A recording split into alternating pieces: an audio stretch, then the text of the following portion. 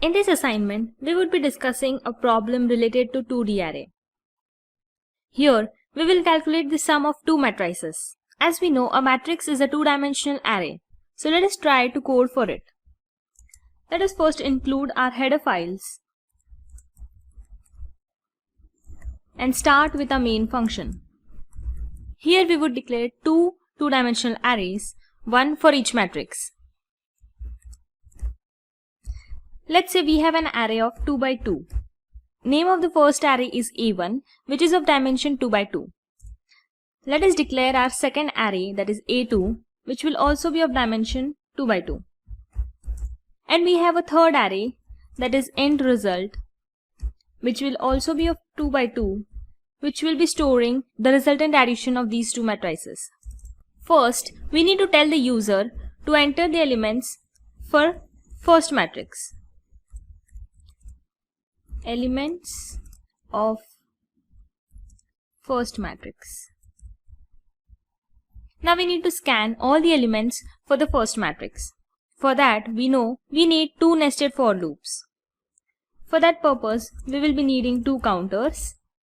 Let us write the first for loop, I equal to 0, I less than 2, as we have two rows, and update the counter.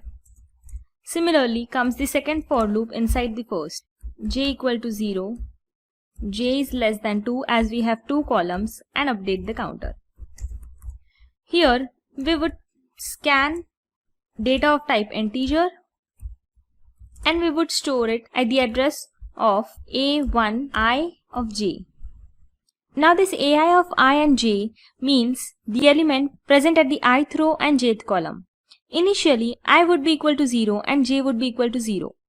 So the first data entered by the user would be stored at the address of a1 of 0 of 0. Next, the inner loop will get the next iteration, that is j will become 1. So the next data entered by the user will be stored at a1 0 1, that is 0th row and first column. Then this condition will become false and the j loop will terminate. Then the I will be incremented to 1 and j will iterate for I equal to 1 for 2 times. That means the next two integers will be scanned for the second row. Similarly, we will tell the user to enter elements for second matrix. Similarly, we will apply two for loops to scan the elements of second matrix. Now this I counter will iterate for rows and this j counter will iterate for columns.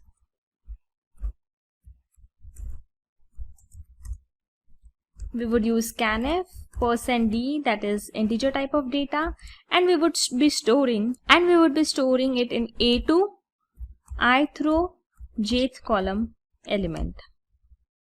Now we need to write the logic for adding these two matrices. Now we have to first add the element of 0 0 from matrix A1 and matrix A2. For that, we need to traverse the entire matrix, so we will be needing two for loops in the similar way as we done for scanf statement. One for the row and one for the column. Here, the resultant matrix of ith row and jth column would be storing the result of a1 of ith row and jth column plus a2 of ith row and jth column. So this would give us the resultant matrix. Now let us print the resultant matrix using two for loops. One for the row and one for the column.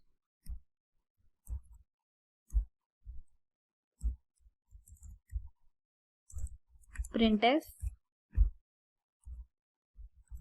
%d and space, which would print resultant elements of ith row and jth column. Now after printing each row, that is after execution of each j loop, we need to print the next row on the next line. So we will just print a new line escape sequence. Isn't it simple? Now let's run it in the terminal. Let us first compile it.